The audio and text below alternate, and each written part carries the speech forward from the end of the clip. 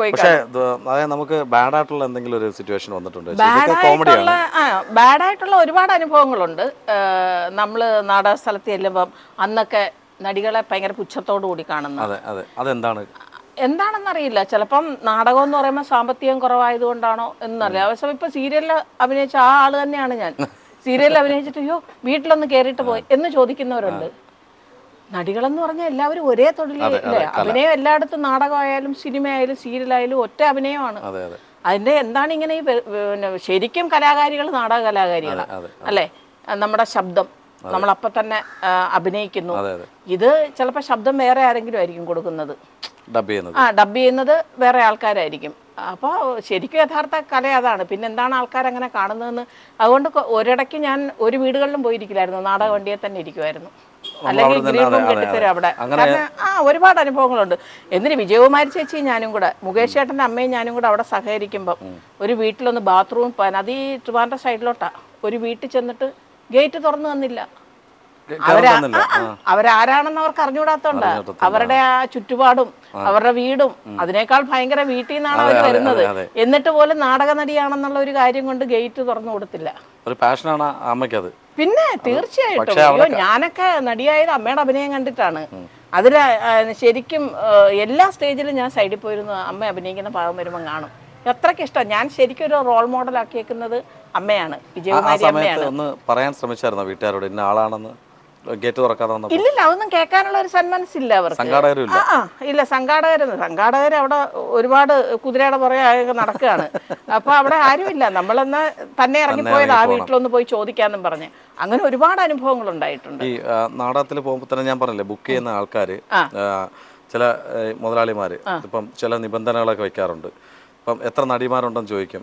ചില റൂഡായിട്ടുള്ള ആൾക്കാർ പറയും എനിക്ക് ഇന്ന ആളുടെ കാര്യങ്ങൾ സംസാരിക്കണം, ഒറ്റയ്ക്ക് റൂമിലോട്ട് വരാൻ പറയണം. ഇല്ല, അങ്ങനെ പ്രൊഫഷണൽ നാടകത്തിൽ സംഭവിച്ചിട്ടില്ല. അത് ഒറ്റ നാടകങ്ങളുടെ കാര്യമാണ് പറയുന്നത്. തട്ടിക്കൂട്ട് നാടകങ്ങളുണ്ടല്ലോ, അതിലൊരാൾ കാശ് മുടക്കും. പണ്ടൊക്കെ ഞാൻ കേട്ടിട്ടുണ്ട്. നമുക്ക് അങ്ങനെയുള്ള അനുഭവങ്ങളൊന്നുമില്ല. കാരണം ഉത്തരവാദിത്തപ്പെട്ട സമിതികളെ നമ്മൾ കേൾക്കുന്നത്. ഇപ്പൊ NN പിള്ള സാറിന്റെ ആയാലും കാളിദാസ കലാകേന്ദ്ര ആയാലും KPSC ആയാലും സംഘചേതന ആയാലും എല്ലാം ഉത്തരവാദിത്തമുള്ളവരാണ്, അനങ്ങത്തില്ല. നമ്മുടെ കൂടുള്ള ആണുങ്ങളും അങ്ങനെ തന്നെയാണ്. ആവശ്യമില്ലാതെ അവിടെ ഒരു ഇത് കേട്ടാൽ അവർ ചെല്ലും. അതുകൊണ്ട് ഒറ്റ നാടകങ്ങളിൽ അങ്ങനെ ഇങ്ങനെയുള്ള കാര്യങ്ങൾ ഉണ്ടായിട്ടുണ്ട്. അതാണ് ആ സിനിമയിലെ കാര്യം പറഞ്ഞത്. പല ഈ ഒറ്റ നാടകങ്ങളിൽ പോയിട്ടുള്ളവർ പിന്നെ പ്രൊഫഷണലായിട്ട് അഭിനയിക്കാൻ വന്ന പലരും ഇങ്ങനെ പറഞ്ഞു കേട്ടിട്ടുണ്ട്. രക്ഷപ്പെട്ടു പോയ സംഭവങ്ങളൊക്കെ പറഞ്ഞിട്ടുണ്ട്. അതെ അതെ അതെ, അത് ഈ അമച്ചോർ നാടകം അന്നേരത്തേക്ക് ചെയ്യുന്ന അങ്ങനെയുള്ള ഒരു ഇത്. ചേച്ചിയുടെ പേര് ഗൂഗിളിൽ അടിച്ചു നോക്കുമ്പോൾ പേര് പെട്ടെന്ന് വരുമ്പോഴത്തേന് NN പിള്ള സാറോട്ടെ വിജയരാമൻ ചേട്ടനോട്ടൊക്കെ സാമീപമായിട്ടുള്ള കാര്യങ്ങൾ വരാറുണ്ട്. 3 വർഷം ഉണ്ടായിരുന്നു. പക്ഷേ പേരടിക്കുമ്പോൾ ചിലരും ചോദിക്കാറുണ്ട്, അതെല്ലാം ചോദിച്ചിട്ടുണ്ടോ മകളാണോ അല്ലെങ്കിൽ? പിന്നെ നാടക സ്ഥലത്ത് ചെല്ലുമ്പോൾ ഈ വിജയകുമാരി എന്നുള്ളതുകൊണ്ടായിരിക്കും വിജയരാഘവൻ എന്നുള്ള പേര് പെങ്ങളാണെന്നുള്ള ഒരു ഇതിൽ ചോദിക്കും, പെങ്ങളാണോ? കാരണം സമിതി കളിക്കുന്നു. പണ്ട് കാബാലിക പെങ്ങളാണ് ചെയ്തിരുന്നത്. ഒരു 50 വർഷത്തിന് മുമ്പ് വിജയരാഘവൻ ചേട്ടന്റെ. അത് കഴിഞ്ഞ് പിന്നെ ഇപ്പൊ ഞാൻ ചെയ്തപ്പം അങ്ങനെ ഒരു ധാരണ വെച്ചായിരിക്കും. ഗൂഗിളിന് തെറ്റുപറ്റി. പക്ഷേ വളരെ സന്തോഷമുണ്ട് സീരിയലും സിനിമയൊക്കെ കാണുമ്പോഴും ചേച്ചിയെ സ്ക്രീനിൽ കാണുമ്പോഴും. ഇപ്പോൾ ഡയറക്റ്റായിട്ട് ഒരു ഇന്റർവ്യൂ എടുക്കാൻ പറ്റുന്നുള്ളൊരു സിറ്റുവേഷനിലല്ല ഞങ്ങൾ ഇന്ന്, തിരക്കാണെന്നറിയാം.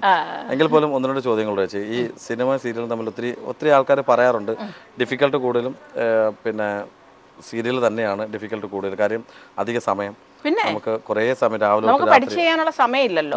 ഒന്ന് വായിച്ചു നോക്കുന്നു, എടുക്കുന്നു.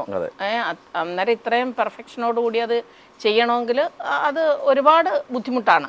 പെട്ടെന്ന് ഒരാൾക്ക് വന്ന് ചെയ്യാൻ പറ്റുന്ന സിനിമ എന്ന് പറഞ്ഞാൽ നമുക്ക് ചിലപ്പോൾ ഒരു സീനായിരിക്കും, 2 സീൻ, ഇവിടെ 14 സീനൊക്കെ ഒരു ദിവസം എടുക്കുന്നത്. അപ്പോൾ ഈ സിനിമ നമുക്ക് പഠിച്ചു ചെയ്യാൻ സമയമുണ്ട്. കാരണം രണ്ടും ചെയ്തിട്ടുള്ളതുകൊണ്ട് എനിക്കറിയാം. ഡയലോഗ് കാണാതെ പഠിച്ച് നന്നായിട്ട് റിഹേഴ്സൽ ചെയ്ത് ചെയ്യാനുള്ള സമയം സിനിമയ്ക്കുണ്ട്. ഇവിടെ അങ്ങനെയല്ല. ഡയലോഗിന്റെ ഇതാണ്. അവിടെ ഡയലോഗ് കുറവായിരിക്കും. ഇവിടെ ഡയലോഗ് പിന്നെ ഒരുപാട് സമയമുണ്ട്. അപ്പൊ അതുമായിട്ട് രണ്ടും കൂടെ താരതമ്യം ചെയ്യാൻ പറ്റത്തില്ല. അഭിനയത്തിന്റെ കാര്യത്തിലല്ല, അല്ലാതുള്ള കാര്യങ്ങളിൽ ഞാൻ പറയാം. അപ്പം എനിക്കൊരു തെറ്റിദ്ധാരണ ഉണ്ടായിരുന്നു, സീരിയലിലൊരു പെൺകുട്ടി ഉണ്ടായിരുന്നു. എനിക്ക് ആ പെൺകുട്ടിയുടെ പേര് ചേച്ചിയുടെ അതേ മുഖച്ഛായയാണ്. അനുശ്രീ ആയിരിക്കും. അനുശ്രീ, അതെ. പറഞ്ഞിട്ടുണ്ടോ മകളാന്ന്? അയ്യോ, എല്ലായിടത്തും ഞാൻ എൻ്റെ മകളുമായിട്ട് കാറിൽ പോകുമ്പോൾ ആറ്റിങ്ങൽ ഒരു പെട്രോൾ പമ്പിൽ പിന്നെ പെട്രോൾ അടിക്കാൻ നിർത്തി. നിർത്തിയപ്പം അവര് മോളും അമ്മയും അപ്പുറം ഇപ്പുറം ചാനലിൽ കിടന്ന് തകർക്കുവാണല്ലോ. അപ്പൊ എൻ്റെ മോൾ അഭിനയിക്കുന്നില്ല. ഞാൻ വിചാരിച്ചു എന്താണ്, അല്ല മോള് അപ്പം എനിക്ക് മനസ്സിലായി. ഞാൻ പറഞ്ഞ അനുശ്രീയുടെ കാര്യമാണോ? അനുശ്രീ എൻ്റെ മോളല്ല, അതെ എൻ്റെ മോളിരിക്കുന്ന ഇവിടെ. മോളെ കാണിച്ചു കൊടുത്തു. ഒരുപാട് പേര് ചോദിക്കാറുണ്ട്. പക്ഷെ അത് എല്ലാവർക്കും ഒരു എനിക്കെന്താ ഫേസ് കട്ട് കുറച്ച് ഫേസ് കുറച്ച് ബബ്ലി ആയതുകൊണ്ടായിരിക്കും. അപ്പൊ അതുകൊണ്ടായിരിക്കും തോന്നിയത്. ഇപ്പൊ എനിക്ക് ക്ലാരിഫിക്കേഷൻ അതെ, എൻ്റെ കൂടെ അവൾ അഭിനയിച്ചിട്ടുണ്ട്, ഒരുപാട് സീരിയലിൽ അഭിനയിച്ചിട്ടുണ്ട്. ഈ ചില കോ ആർട്ടിസ്റ്റിനൊക്കെ ചില ഫാമിലി ഇഷ്യൂസ് ഒക്കെ വരാമ്പോൾ അമ്മ എന്നുള്ള രീതിയിൽ ഡിസ്കസ് ചെയ്യാറുണ്ടോ? തുടക്കമൊക്കെ പറയുമായിരുന്നു. പക്ഷെ ഇപ്പൊ അങ്ങനെയല്ലല്ലോ. എല്ലാവരും അവരവരുടെ ബിസിയുടെ മാത്രമല്ല, എല്ലാവർക്കും അവരവരുടെ താല്പര്യങ്ങളാണ്. അങ്ങനെ നമ്മൾ പറയുന്നത് കേൾക്കാനോ ഒന്നുമുള്ള ഒരു താല്പര്യവും ഇല്ല. അത് അവരുടെ കാര്യം എന്നുള്ളത്. ഇപ്പം ഞാൻ തുടക്കമൊക്കെ പറയായിരുന്നു. ഇപ്പം അങ്ങനെയുള്ള കാര്യങ്ങളിലൊന്നും സംസാരിക്കാറില്ല. ഇപ്പം എനിക്ക് ചേച്ചി നല്ല എൻജോയ് ചെയ്താണ് ഈ ലൊക്കേഷൻ ഉള്ളതെന്ന്. കാര്യം 3 കുട്ടികളുണ്ട്. അവളുമാര് വില്ലത്തികളാണ്. ഓ സൂപ്പറാണ് കേട്ടോ, പറയാതിരിക്കാൻ വയ്യ. ഞാൻ ഇത്രയും ടാലന്റഡ് ആയിട്ടുള്ള കുഞ്ഞുങ്ങളെ കണ്ടിട്ടില്ല. കാരണം അവർ തന്നെയാണ് ഡബ് ചെയ്യുന്നത്. അവരാണ് ഡബ് ചെയ്യുന്നത്. ഭയങ്കര ടൈമിങ്. അത് തന്നെയല്ല, ഡയറക്ടറൊന്നും അഭിനയിച്ച് കാണിച്ചു കൊടുക്കണ്ട, അവിടെ ഇരുന്ന് പറഞ്ഞു കൊടുത്താൽ മതി പുള്ളി. അപ്പോൾ അവരത് ചെയ്യും. എന്റെ ജീവിതത്തിൽ ഞാൻ ഇത്രയും ടാലന്റഡ് ആയിട്ടുള്ള 2 കുട്ടികളെ ഈ അടുത്ത കാലത്ത് കണ്ടിട്ടില്ല. ഒന്നും വേണ്ട, അവർക്കൊന്നും വേണ്ട, അവർക്ക് അങ്ങ് പറഞ്ഞു കൊടുത്താൽ മതി. നമുക്ക് ആദ്യം തുടക്കം വന്നപ്പോൾ ഞാൻ ഇവരുടെ അഭിനയം കണ്ടപ്പോൾ എനിക്കൊരു ചമ്മലുണ്ടായി. നമ്മളെത്രയോ എക്സ്പീരിയൻസ് ആയിട്ടാണ് ഇപ്പോൾ ഇവിടെ വന്നിരിക്കുന്നത്.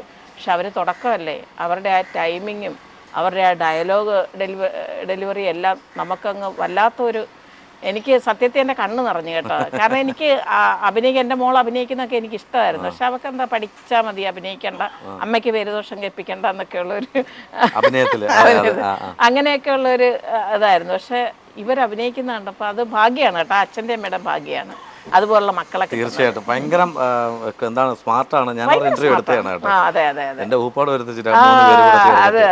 അപ്പം ചേച്ചി ഇപ്പൊ ഈ ഒരു ലൊക്കേഷൻ വരുമ്പോൾ പല ആർട്ടിസ്റ്റും ഉണ്ട്. ഇപ്പൊ അലിഫുണ്ട്, അതുപോലെ തന്നെ സ്റ്റെബിനുണ്ട്, അപ്പം അതുപോലെ തന്നെ അവന്തികയുണ്ട്. ഇവരൊക്കെ എക്സ്റ്റാബ്ലിഷ് ആയിട്ടുള്ള ആർട്ടിസ്റ്റുകളാണ്. പക്ഷെ അതിൽ മോസ്റ്റ് എക്സ്റ്റാബ്ലിഷ് ആണ് ചേച്ചി. പക്ഷെ അതിനകത്ത് വരുമ്പോൾ ആർക്കെങ്കിലും സീനിയോറിറ്റി ആണ് എങ്ങനെ നമ്മൾ ഡയലോഗ് ചെയ്യുമ്പോൾ അല്ലെങ്കിൽ തെറ്റുമെന്നൊക്കെ ഉള്ളൊരു ടെൻഷൻ വരെ പറഞ്ഞു കൊടുക്കാറുണ്ടോ ചിലപ്പം? തീർച്ചയായിട്ടും നമ്മുടെ കൂടെ നിൽക്കുന്ന ഇപ്പോൾ സ്റ്റെബിനെയും അവന്തിയെയും സംബന്ധിച്ചൊന്നും വേണ്ട, അല്ലാതെ പുതിയ പിള്ളേർ വരുമ്പം അവർ ടെൻഷനാകുമ്പോൾ നമ്മൾ ഇങ്ങനെ ചെയ്താൽ മതി മോൾ, അങ്ങനെ എന്നാൽ സപ്പോർട്ട് എല്ലാം ചെയ്യും. കാരണം എനിക്കതൊന്നും കിട്ടിയിട്ടില്ല. ഞാൻ തുടക്കത്തിൽ നാടകത്തിലൊക്കെ വരുമ്പോൾ ഒരുപാട് പ്രതിസന്ധി, കാരണം അഭിനയിക്കാൻ അറിയാൻ വയ്യ, ഒരുപാട് പരിഹാസവും ഇതൊക്കെ കേട്ടിട്ടുണ്ട് അന്ന്. അത് സ്വാഭാവികമാണ്. ഇപ്പോഴത്തെ ആൾക്കാർ കുറച്ചുകൂടെ അറിഞ്ഞു പെരുമാറും. അന്ന് അങ്ങനെ ഇല്ലല്ലോ, സീനിയോറിറ്റി വെച്ചിട്ട് അവര് നമ്മളെ എങ്ങനെ ഉപദ്രവിക്കാന്നുള്ള അപ്പൊ ആ ഒരു ഇത്. അതുകൊണ്ട് എൻ്റെ മനസ്സിലെപ്പോഴും നമ്മളങ്ങനെ ആ ഒരു അവസ്ഥയിലെത്തുമ്പോൾ ആരോടും അങ്ങനെ പെരുമാറരുത്. പുതിയ ആൾക്കാർക്ക് നമ്മൾ ചെയ്യാൻ പറ്റുന്ന സഹായം ചെയ്തു കൊടുക്കണം എന്നുള്ളൊരു മനസ്ഥിതി ഉള്ളതുകൊണ്ട് ഞാൻ പറഞ്ഞു കൊടുക്കാറുണ്ട്. അതെ. അല്ല അത് നല്ലതാ, നമുക്ക് അങ്ങനെ അത് നേടണം, അതൊരു വിധത്തിൽ നല്ലതാണ്.